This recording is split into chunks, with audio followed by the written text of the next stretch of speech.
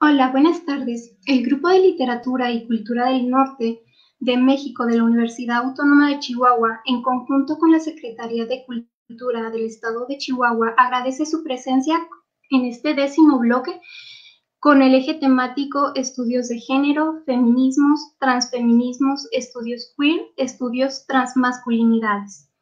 Les recordamos que este y todos nuestros eventos son válidos para el Carnet Cultural Universitario.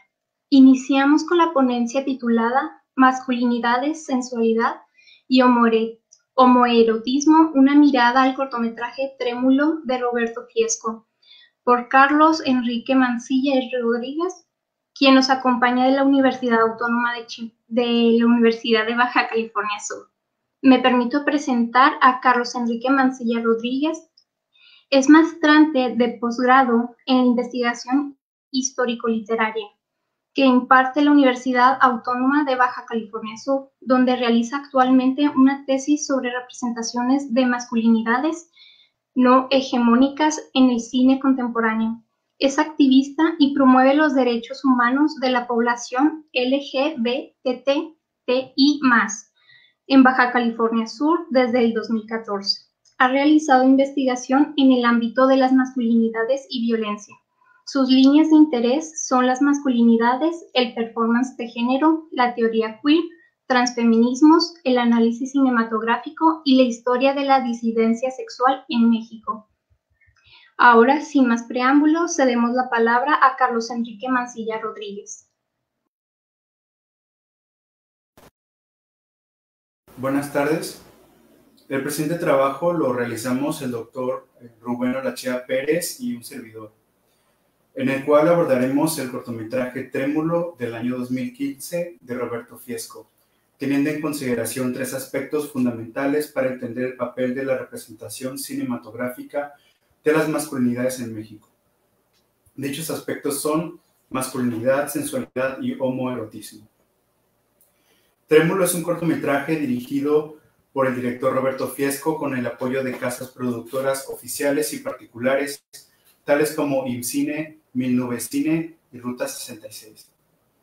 Nos cuenta el breve encuentro en una peluquería popular de la Ciudad de México, a unos cuantos metros del Zócalo, entre un adolescente de nombre Carlos, interpretado por Benny Emanuel, y un joven soldado de nombre Julio, interpretado por Axel Arenas. Una calurosa tarde del 15 de septiembre, en pleno mes patrio.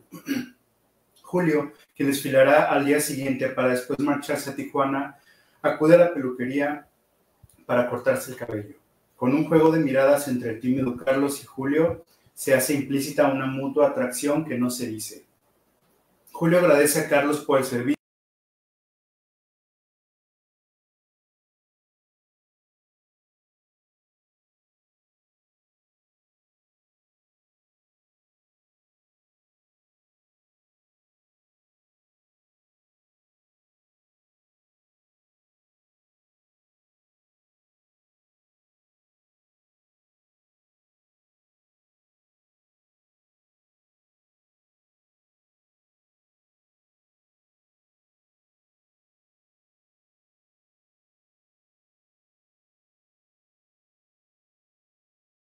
Aparece Julio con un obsequio, una alcancía nueva en forma de soldadito.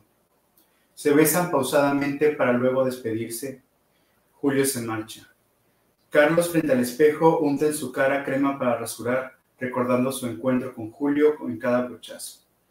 Hay un romanticismo, pero se insinúa a través del intercambio de miradas entre los personajes, como con la cámara y con los espectadores.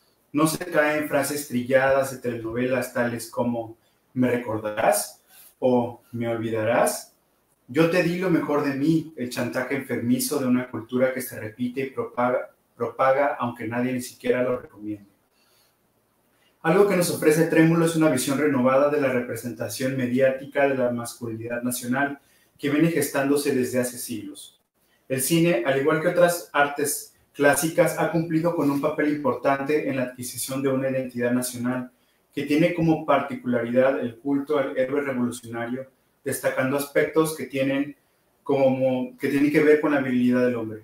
En ese sentido, el término macho es a menudo usado para referirse a la serie de características propias de un hombre de verdad: ser valiente, fuerte, rudo, rebelde, mujeriego, don Juan, menospreciar lo femenino, ser homofóbico, arriesgar la vida, etc. Esta particular forma de ser hombre llevada a culto fue promovida fuertemente por un nacionalismo cultural, institucional o revolucionario, y su especificidad reside en su autoconciencia y se decreta oficialmente estatus como el componente distintivo de la identidad mexicana nacional, solamente superado por el profundo manifiesto de religiosidad de la nación en el culto de la Virgen de Guadalupe, como ha analizado Sergio de la Mora. Por otro lado, una visión temprana de la figura del militar en la literatura y un interesante acercamiento a la representación de las masculinidades del principio del siglo XX la encontramos en la novela picaresca La primera de Hispanoamérica de José Francisco Fernández de Lizardi, El Periquillo Sarmiento, publicada en 1816. Como describe Mariela Insúa, Fernández de Lizardi procura transmitir la imagen de un hombre nuevo, ilustrado, cansado de las injusticias y los abusos de la independencia todavía en curso. A través del personaje del coronel que instruye al protagonista sobre cómo ser un militar ejemplar, al mismo tiempo reafirma características machistas que observamos hasta la actualidad. Es conveniente recordar que la censura obligaba a que el contenido fuera edificante moralmente, y es asombroso el apego y fino oído del autor al habla popular, llena de giros humorísticos que cumplen una función múltiple. Tanto evitan la censura como conectan con la esencia de una nación sumida en pobreza e ignorancia. Por otro lado, el Periquillo Sarmiento, el personaje del coronel, aconseja a su discípulo que si quiere ser militar debe vestir decente sin afeminación, ser franco sin llaneza, valiente en la campaña, jovial y dulce en su trato, aunque moderado en sus palabras, un caballero y un hombre de bien en todas sus acciones.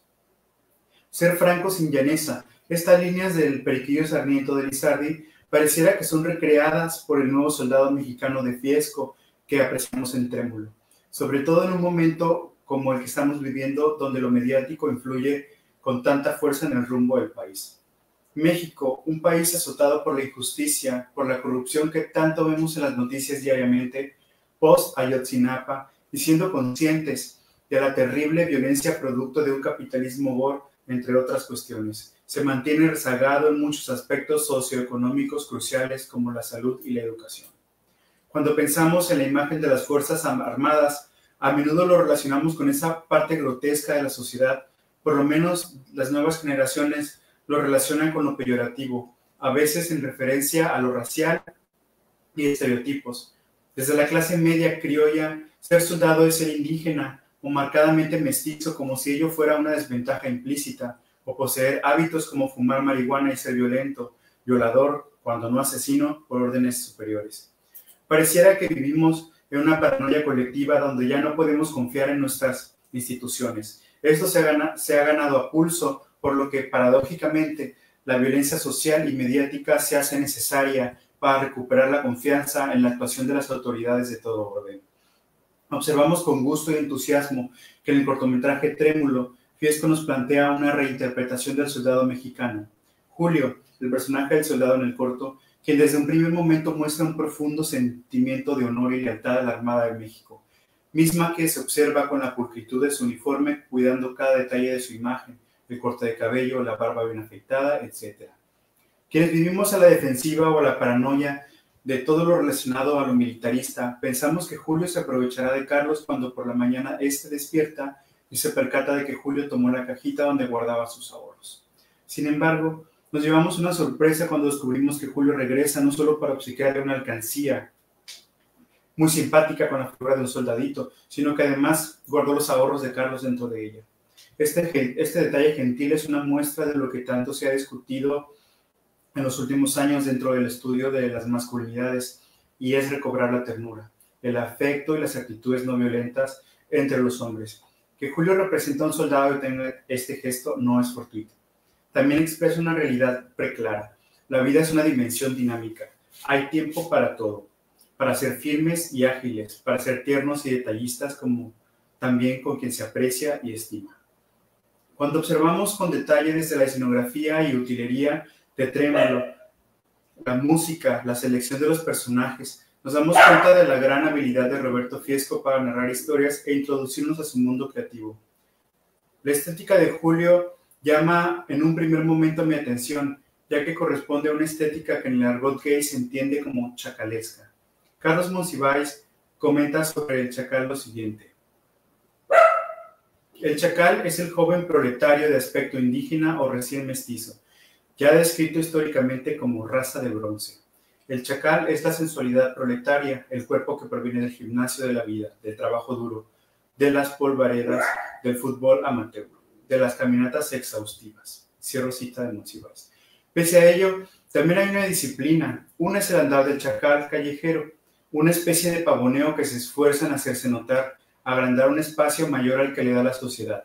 Y otro, el de la disciplina militar que atenta a la eficacia y el reconocimiento de las jerarquías. Julio es el soldado de aspecto chacal que se permite regalar miradas de complicidad con Carlos desde que éste entra a la peluquería. Su simétrico rostro y armónicos rasgos faciales nos presentan un joven atractivo de ceja poblada, de sana tez morena, de profunda mirada árabe, si creemos en la variedad del mestizaje que ya venía desde la llegada de los españoles a México en tiempos de la colonia. En ese sentido, la peluquería funge como el espacio-tiempo donde tiene lugar el deseo homoerótico.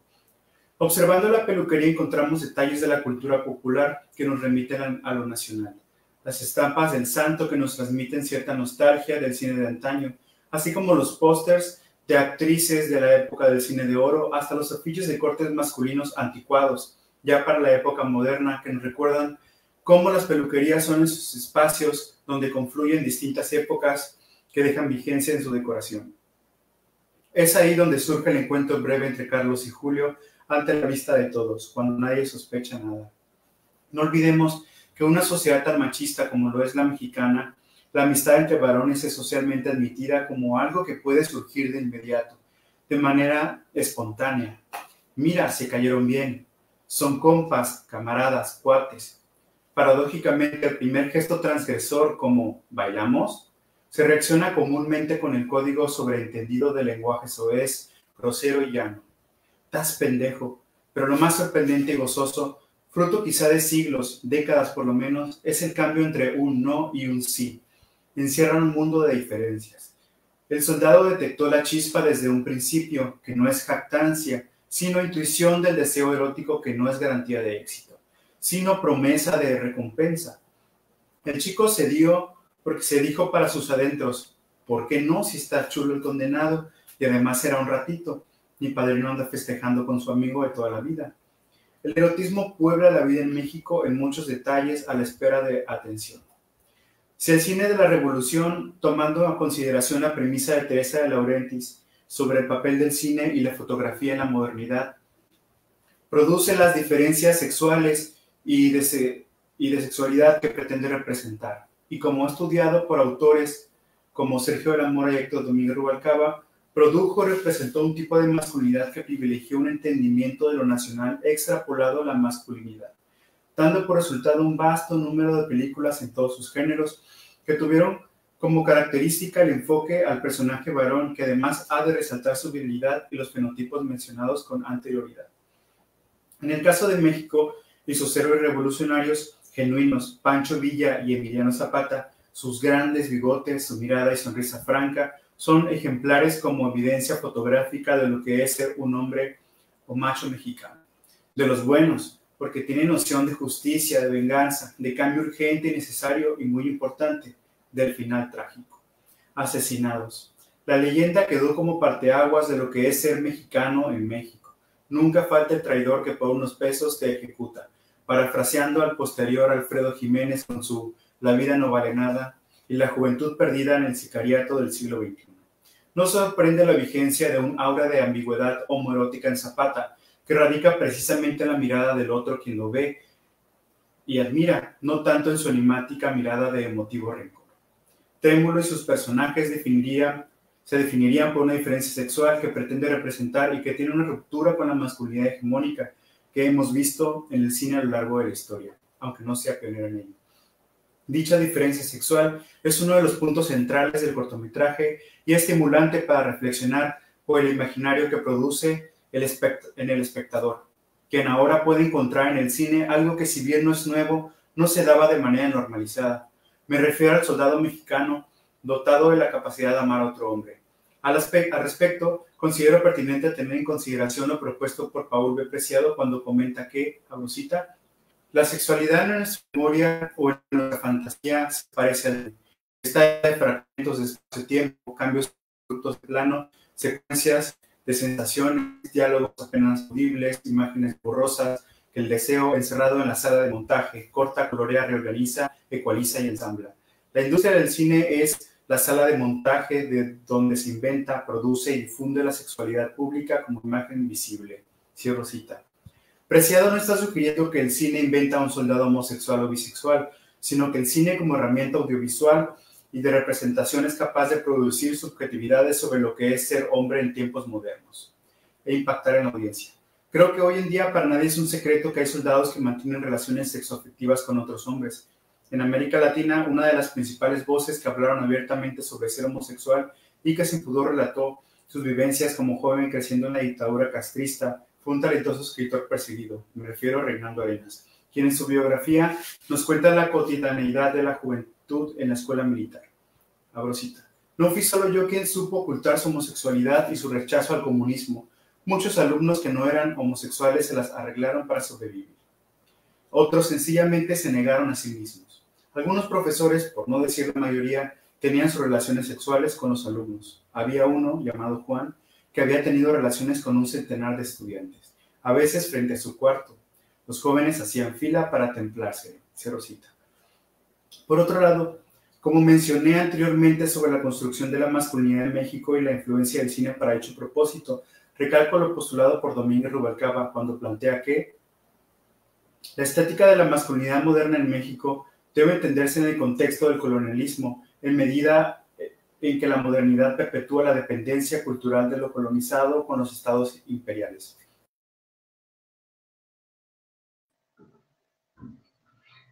Agradecemos la participación de Carlos Enrique Mancilla Rodríguez. Continuamos con Nancy Alejandra Martínez Gutiérrez, quien nos acompaña de la Universidad Autónoma de Chihuahua con la ponencia Percepciones sobre Feminismo de Universitarias Jóvenes Chihuahuenses. Me permito presentar a Nancy Alejandra Martínez Gutiérrez, licenciada en Letras Españolas por la Universidad Autónoma de Chihuahua, maestría en Antropología Social por la Escuela de Antropología e Historia del Norte de México, candidata a doctora en Educación, Artes y Humanidades con acentuación en Estudios Humanísticos de la Cultura por la Universidad Autónoma de Chihuahua. Actualmente se desempeña como docente, ha participado en congresos y coloquios nacionales e internacionales, con trabajos sobre poesía hispanoamericana, feminismo y sexualidad en universidades de México y Estados Unidos. Participa en grupos partidistas contra el maltrato infantil y el maltrato animal. Su área de estudio son las representaciones corporales, estudio de género y la conformación de la sexualidad a través de los procesos de subjetivación.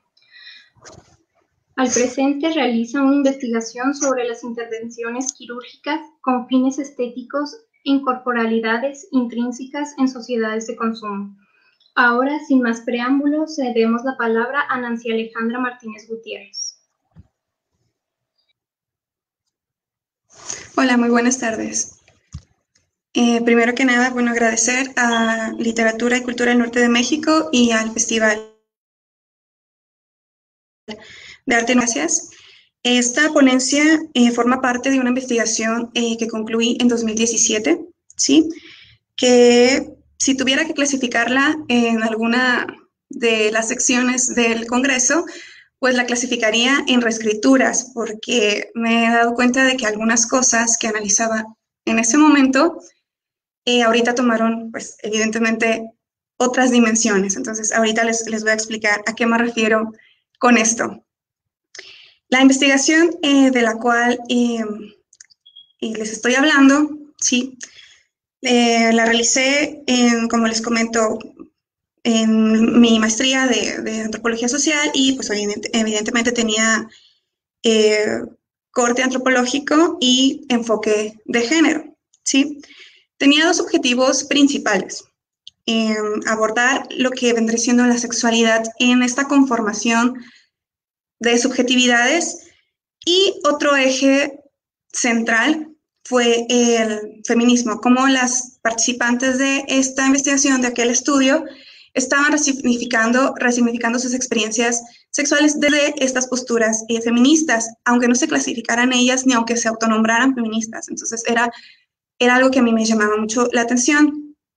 Las participantes tenían, como les comento, tres cosas en común. Todas eran universitarias, es decir, pertenecían a la educación superior, aunque estuvieran en un instituto, en un tecnológico, en una universidad. Eran jóvenes dentro del parámetro que en aquel entonces usamos del INEGI, que eran 29 años, pero tuvimos que ser un poquito más flexibles en esto porque había chicas que querían participar, entonces pues se salían de esta edad, no tenían 29 años, tenían ya 32, 34 años, entonces pues tuvimos que hacer ahí una notita al pie. Y sobre todo, que tuvieran la disposición de hablar sobre sexualidad, de discutir estos temas.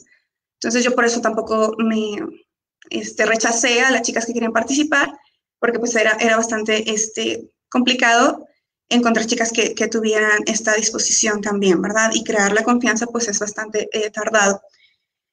Primero que nada conocí a estas chicas en un seminario en donde se nos enseñaba feminismo, estudios de género, etcétera, etcétera. Y de ahí empecé a contactar con las primeras participantes. Entonces, para abrir yo el tema, les preguntaba primero sobre el feminismo, ¿qué opinas? Y luego ya abordaba temas ya más densos, como era los temas de sexualidad que a mí me interesaba trabajar. Entonces, al principio era, como les digo, era una estrategia para abrir la conversación, pero las respuestas que comenzaron a mostrarme las chicas, las participantes, pues fueron muy relevantes. Entonces, el objeto de estudio, pues, se transformó bastante. Sí, ya no nada más era abordar las experiencias sexuales, sino cuál era el papel del feminismo en ese momento. O sea, ¿qué estaban entendiendo por feminismo? Era lo que a mí me interesaba en ese momento. La construcción de narrativas, bueno, como les comento, pues mostró un análisis de una resignificación de experiencias sexuales desde el feminismo, y había una constante transgresión entre la heteronormatividad, a la manera de Warner, y la transgresión y la resistencia, es decir, estaban ahí los discursos de poder, dispositivos de poder, etcétera, pero se mostraba constantemente incluso un jugueteo, una parte muy lúdica con estos dispositivos de poder. A veces se resistía, a veces se rechazaban, a veces simplemente se aceptaban, pero en ocasiones se jugaba con ellos y era lo que a mí me llamaba mucho la atención.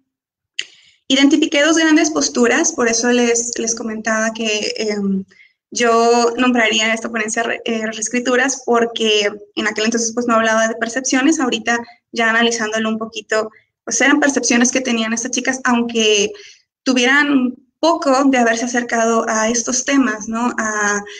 Al análisis de ciertos temas con perspectiva feminista y demás. Entonces yo identifiqué dos grandes posturas. La primera de ellas, pues por supuesto que había una modificación en la estructura social, desde lo que habían querido todas estas compañeras y militantes que llevan años en la lucha, ¿no? Entonces ya se logró ese cambio en la estructura. ¿Por qué? Porque lo veíamos en todas partes. Había chicas que me comentaban, es que sabes que yo nunca he leído de feminismo, sabes que yo no sé esto, pero te puedo contar al respecto. Entonces, bueno, ¿dónde lo viste? No, pues lo vi en las redes, o sabes que es que vi un anuncio el otro día y me llamó la atención. Entonces, el feminismo nos está bombardeando, y ahorita lo vemos después del paro y demás, pues se abrió todo este abanico tan increíble de información. Entonces, evidentemente, pues hay una modificación en esta estructura que yo lo considero un gran triunfo, ¿no? Un gran triunfo del feminismo. Lo titulé en aquel entonces feminismo de la vida cotidiana porque pues es el feminismo que ya está al alcance en nuestra cotidianidad. Por supuesto que tiene a veces algunos riesgos, se vuelve muy generalizado, incluso a veces el feminismo institucionalizado o lo que llaman como feminismo mainstream, pues también tiene bastantes imprecisiones, pero bueno, es lo que identifiqué en ese momento. Segundo, otra de las grandes posturas también que pude, y que fue como el descubrimiento más significativo de esa investigación, presentaban primero una desinformación que provenía de la estigmatización a la mujer feminista. Me llamaba mucho la atención cuando ellas me mostraban su interés por estos temas y demás, pero hacían una diferencia. Muchas me decían, ¿sabes qué? Es que sí, soy feminista, pero no de las enojadas, no de las que hacen esto, pero ¿sabes qué? Es que a mí me gusta usar vestido, yo soy feminista, entonces en ese momento a mí me llamaba mucho la atención, decía, es que ¿por qué están haciendo esta separación? ¿No? Digo, ¿quién dijo que una cosa no iba con la otra y demás? Tuve que identificar los grandes discursos que estaban ahí presentes, evidentemente liberal y radical, y tratar de entender, alejándome también de mis propias posturas políticas y demás, para poder comprender lo que ellas me estaban intentando decir, ¿no? ¿A qué se referían? No era que hubiera un rechazo o simplemente una desaprobación a ciertas prácticas, sino que estaban mostrando la estigmatización que se ha hecho de la mujer feminista y como en muchas ocasiones no encajaban en ese estereotipo, pues entonces decían, pues entonces no soy feminista, ¿verdad? No encajo ahí, pues entonces no sé si soy o no soy. Y esto me pareció muy importante de poder analizarlo, encontramos la forma de dialogarlo y demás, porque realmente rechazar estas prácticas nos estaba diciendo algo muy importante en cuanto a qué prácticas sí aprobaban, a qué prácticas sí ellas estaban apropiando. ¿Cuáles eran las prácticas de las cuales tomaban parte entonces? Sí, era lo que a mí me llamaba muchísimo la atención, porque me ponía a pensar, decía, bueno, en todo caso, pues todas estamos enojadas, ¿no? Pero, ¿qué era lo que querían decir con esto? Había un reforzamiento ahí de ciertos estereotipos y, por supuesto, me tuve que basar en algunas teorías también sociológicas, etcétera, para poder analizar esta estigmatización también. Les voy a compartir un fragmento de uno de los testimonios de las participantes. Son varios, pero bueno, la ponencia es muy corta, que me parece bastante adecuado mencionar para que puedan entender a qué me refería yo hace unos momentos, ¿sí? Es Regina, de 34 años, era estudiante de una maestría y la entrevista la realicé el 17 de enero del 2017. Dice, algunas feministas más grandes, mayores que nosotras, nos ridiculizaban porque no sabíamos de género ni de feminismo, y yo no quise saber nada del tema. Dije, yo no quiero ser así. Entonces, la interrumpí y le pregunté, bueno, pero ahora qué piensas, porque hizo una pausa un poco larga, ¿no? Esperando a que yo le contestara. Entonces, me respondió, pues ahora sé que es bien importante, gracias a las feministas, estoy hablando al respecto, es muy importante que haya feministas y hombres feministas también. Esto es debatible, por supuesto, pero estoy contándoles lo que me dijo ella en ese momento. Es algo básico hasta para la supervivencia de la humanidad, ¿sí? Ella era de las participantes más grandes, ¿sí? Porque la menor de ellas, fueron 16 participantes, la menor de ellas tenía 18 años. Entonces, me gustó traer esto a colación para poder mostrar esta parte en donde yo tuve que hacer el análisis respecto a lo que ellas conocían o percibían sobre feminismo. Por supuesto que constantemente estaban vinculándolo con lo que me contaban respecto a sus experiencias sexuales, ¿sí? Entonces, pues si bien el feminismo analiza, como sabemos, la reproducción de relaciones de dominación y se encarga de cuestionarlas, de desnaturalizarlas sobre todo, para no llegar a normalizarlas, también hemos visto cómo se está normalizando también en ocasiones ciertos estereotipos y hay que abrir un poco más el abanico, por supuesto, para poder comprender otras prácticas, para dar cuenta de otras prácticas y de otras formas de hacer feminismo que son muy importantes dentro de esta construcción y formación que tiene que tener mucho en cuenta la autocrítica también. Entonces, esto es todo de mi parte. Sí, no sé si algo sí me fue, creo que no. Muchas gracias. Agradecemos la participación de Nancy Alejandra Martínez Gutiérrez. Continuamos con Pamela Alexandra Nila Olmedo, quien nos acompaña de la Universidad de Guanajuato con la ponencia Feminidades Reconfiguradas, la mujer endriaga en temporada de huracanes de Fernanda Melchor. Me permito presentar a Pamela Alexandra Nila Olmedo, egresada de la Maestría de Literatura Hispanoamericana por la Universidad de Guanajuato. Ha participado en la organización de diversos seminarios y eventos académicos dentro de su institución. Se encuentra realizando su tesis sobre la narrativa de Fernanda Melchor, específicamente sobre la reconfiguración de ciertos arquetipos femeninos en un contexto social permeado por la violencia. Ahora, sin más preámbulo, cedemos la palabra a Pamela Alexandra Nila Olmedo.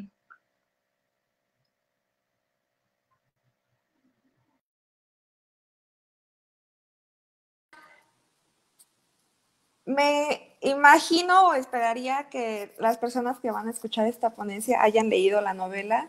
Si no la han leído, sepan que las maldiciones que digo son en la novela, no vengo a rayárselas en mi ponencia. Y voy a empezar la lectura. Las mujeres que aparecen en temporada de huracanes de Fernanda Melchor, al igual que su contraparte masculina, son pobres, ignorantes y viven en las mismas condiciones de olvido y hacinamiento social. Sin embargo, al ser mujeres experimentan la carga histórica del sometimiento patriarcal. En este trabajo presento una lectura de los personajes femeninos en dicha novela, utilizando el contexto del capitalismo gore propuesto por Sayak Valencia y específicamente la categoría de sujeto endriago. A lo largo de la ponencia desarrollaré qué es el sujeto endriago y cómo es que son las mujeres quienes adoptan las características violentas y tradicionalmente masculinas que lo definen para legitimarse dentro de un mundo que las ha vejado y las posiciona fuera del espacio público sin ningún poder de decisión. Por ello, al ser individuos que han sufrido histórica y socialmente violencias de distintos tipos, las mujeres recurren a las prácticas endriagas de apropiamiento de los cuerpos y mercantilización de ellos como formas de adquirir la calidad de sujetos en el espacio de marginalización en el que habitan. Fernanda Melchor es periodista y narradora. Su obra, aunque reciente y escasa, es considerada ya como una de las promesas literarias del país. En 2017 publicó la novela que aseguró su lugar en el campo literario mexicano y que finalmente la ha proyectado como una de las mejores voces narrativas contemporáneas, que es de la que vamos a hablar, temporada de huracanes. En ella nos cuenta la historia del asesinato de la bruja de un pueblo costero llamado La Matosa, desde la perspectiva de los personajes involucrados. En cada capítulo se narra la historia de uno de ellos hasta entender cómo se conectan entre todos y con ello se crea una visión panorámica de lo sucedido. Lo que más se le ha reconocido a la novela es la calidad escritural de la autora al replicar la violencia de la historia y de lo que cuenta y llevarlo a la estructura narrativa. Una de las formas que utiliza, por ejemplo, es que hay muy pocos puntos y casi ningún párrafo a lo largo de la novela. Es decir, lleva un ritmo muy rápido que se vuelve casi tormentoso seguir la lectura, seguir el paso al narrador que no deja de dar detalles y que no deja de maldecir, y por eso la lectura termina siendo vertiginosa y bastante cansada. Las historias en temporada de huracanes parten de un escenario tercermundista, empobrecido y azotado por la violencia y la necesidad de sustentar el poder dentro de una dinámica de comer o ser comido. Los personajes están situados en las fronteras del sistema y de la sociedad. La violencia que se genera en esta marginalidad es la única forma de existir para ellos, puesto que desde ella se originan y a partir de ella articulan el discurso de su subjetividad. Debido a estas condiciones, es pertinente utilizar los conceptos propuestos por Valencia. Capitalismo gore es una reflexión profunda sobre los efectos que el neoliberalismo ha tenido en países del tercer mundo y en específico en los espacios fronterizos. Saek Valencia hace su reflexión tomando como punto de partida a Tijuana, pero aclara que lo que se vive en la frontera norte de un país es una realidad que ya podemos observar en todo el país y ciertamente lo podemos ver 10 años después de su publicación. Valencia señala cómo las consignas del capitalismo son trasladadas a los países subdesarrollados, donde no se pueden cumplir a cabalidad por una serie de características sociohistóricas que mantienen a estos países subyugados a aquellos mal llamados países del primer mundo. Por ende, se recurre a prácticas ilegales y violentas con tal de satisfacer el ritmo de producción y consumo que el neoliberalismo prescribe. En su obra, Valencia deja claro cómo marchan de la mano el capitalismo y el patriarcado, dándole lugar en el sistema únicamente al macho consumista y proveedor. Cualquier otro sujeto que no cumpla con esto es automáticamente excluido de la dinámica de poder y se le relega a la periferia, privándolo incluso de las cualidades de sujeto. Valencia define capitalismo gore de la siguiente manera, cito: con capitalismo gore nos referimos al derramamiento de sangre explícito e injustificado como precio a pagar por el tercer mundo que se aferra a seguir las lógicas del capitalismo cada vez más exigentes, al altísimo porcentaje de vísceras y desmembramientos, frecuentemente mezclados con el crimen organizado, el género y los usos predatorios de los cuerpos, todo esto por medio de la violencia más explícita como herramientas de necroempoderamiento. Fin de cita. Bajo el sistema neoliberal, el sujeto cobra valor en tanto su capacidad de consumo. Sin embargo, al pertenecer a una sociedad que no cuenta con los medios para hacerlo, se recurre a la violencia como medio de producción y como capital. Cita Valencia. En el capitalismo gore, la destrucción del cuerpo se convierte en sí mismo en el producto, en la mercancía. Lo mismo observamos en la narrativa de Melchor, donde el cuerpo es en muchos casos el único modo de sustento, por lo que tanto personajes masculinos como femeninos se dedican a prostituirse.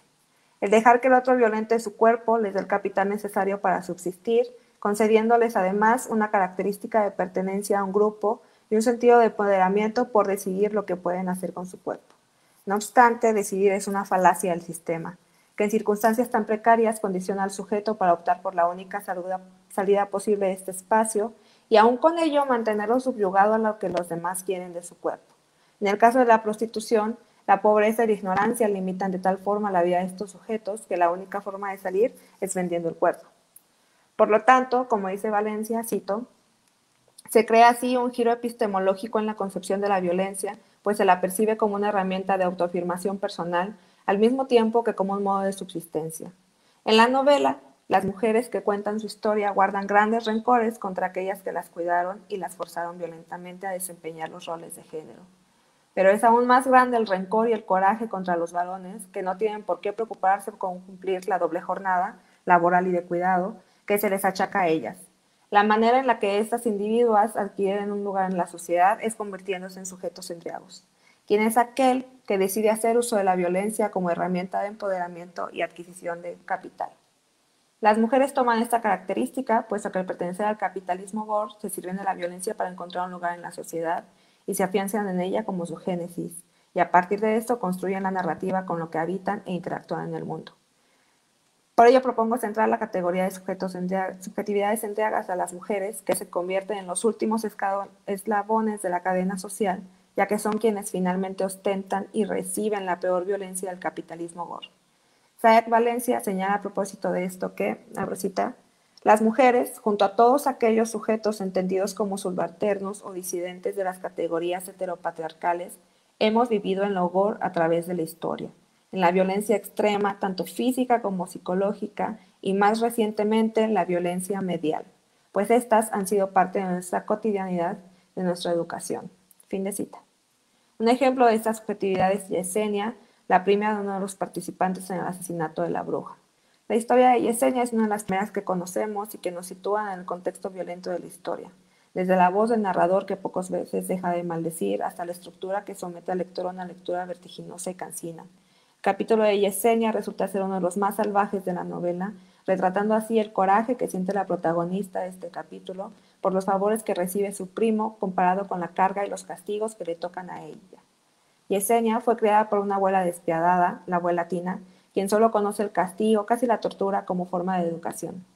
Sin embargo, esta abuela solo trata así a las mujeres, al personaje masculino Luismi justifica y de alguna manera lo protege de todas las travesuras que realiza.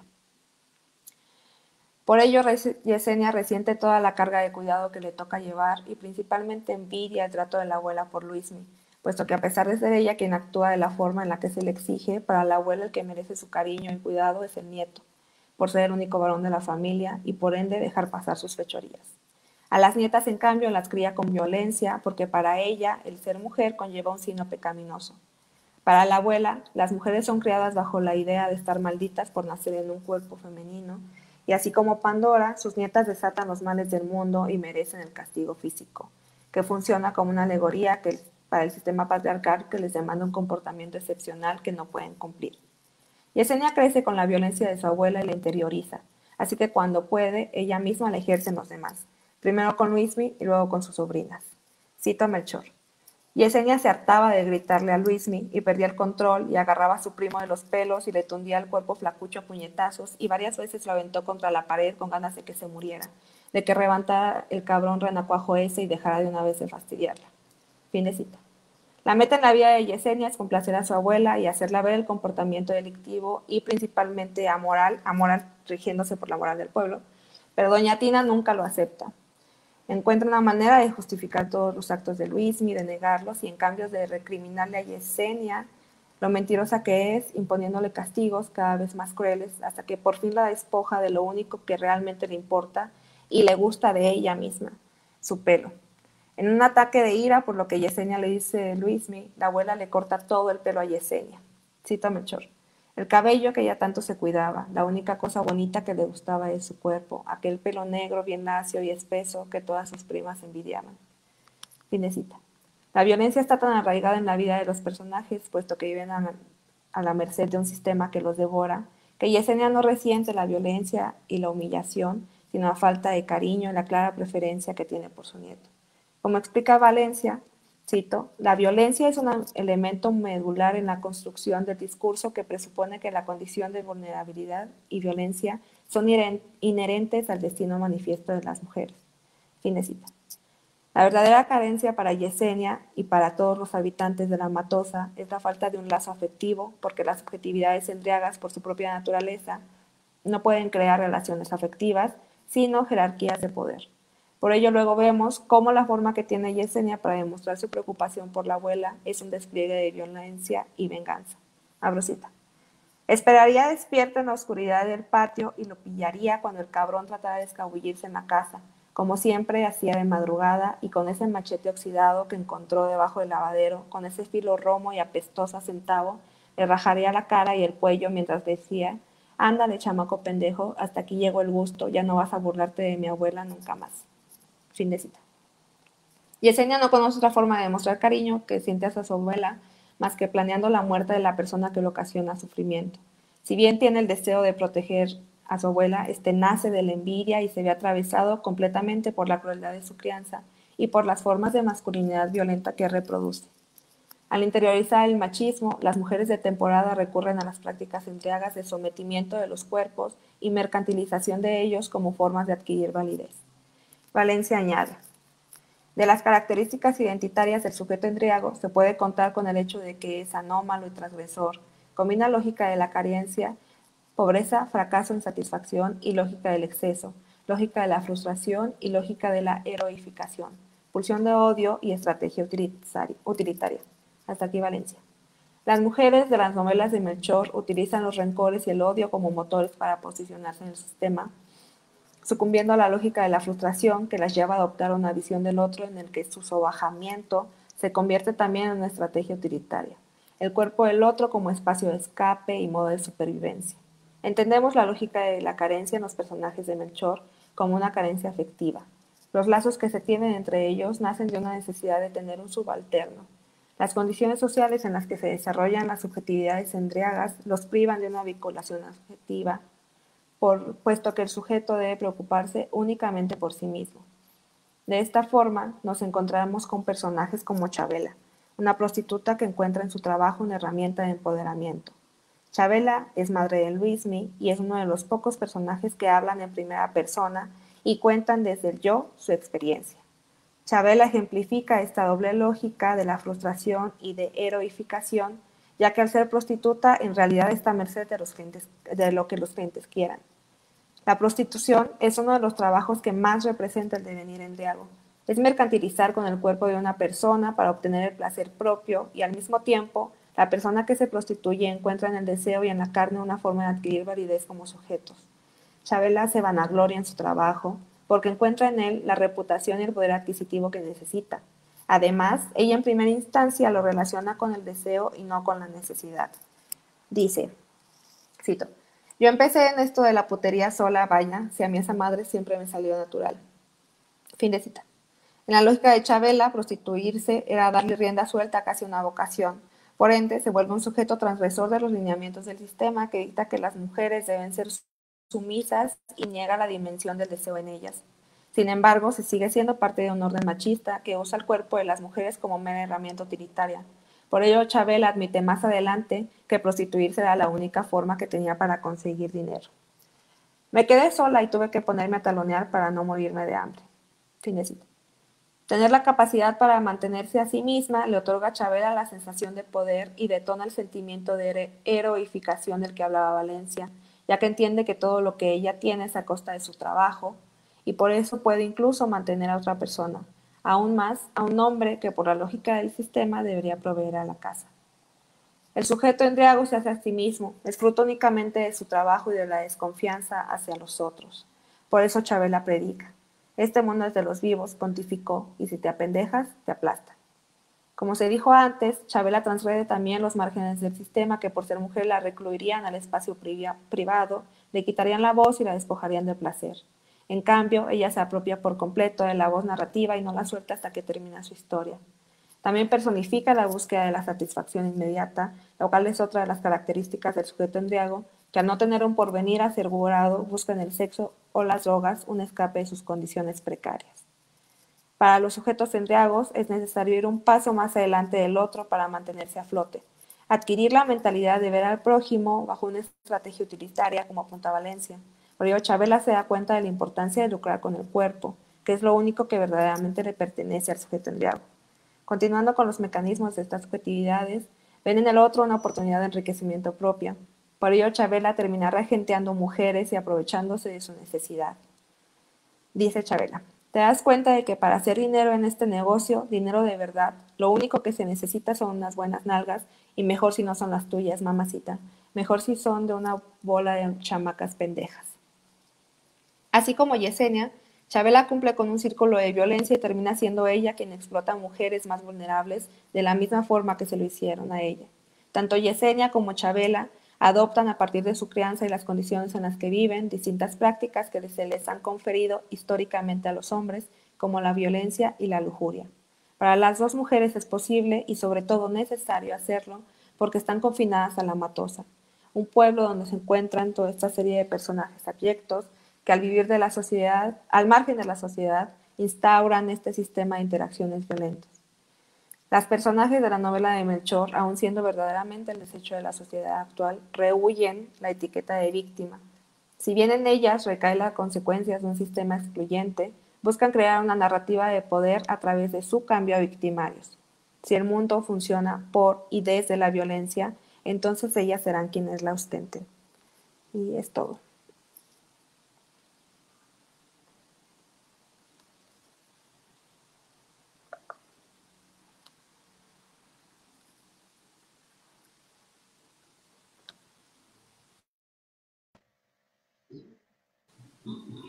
Agradecemos la participación de Pamela Alexandra Nila Olmedo.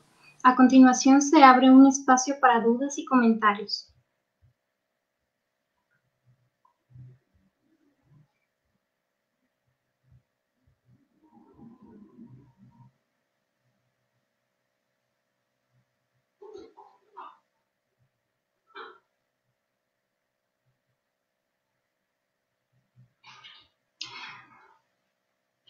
Agradecemos a nuestros participantes y a ustedes por formar parte de estas ponencias en este coloquio internacional Palincesto, Perspectivas Críticas del Norte de México, organizado por el Grupo de Investigación de Literatura y Cultura del Norte de México. Los invitamos a que continúen asistiendo a los demás eventos que estarán transmitiéndose por esta plataforma. Muchas gracias.